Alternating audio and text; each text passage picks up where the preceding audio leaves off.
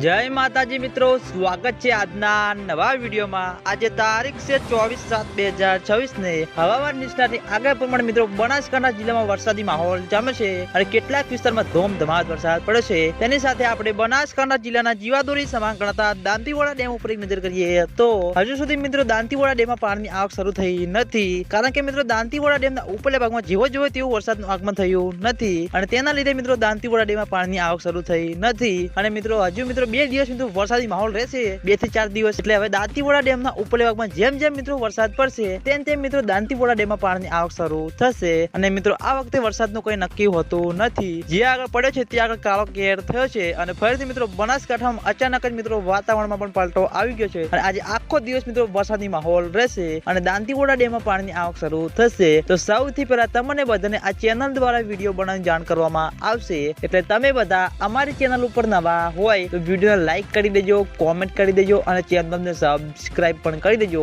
જેથી કરીને અમે દાંતીવાડા ડેમ, બનાસ નદી, સીપુ ડેમ અને મુક્તેશ્વર ડેમના તાજા અને લાઈવ સમાચાર લઈને આવીએ તો સૌથી પહેલા તમને બધાને ખબર પડી જાય। તો મિત્રો જય માતાજી।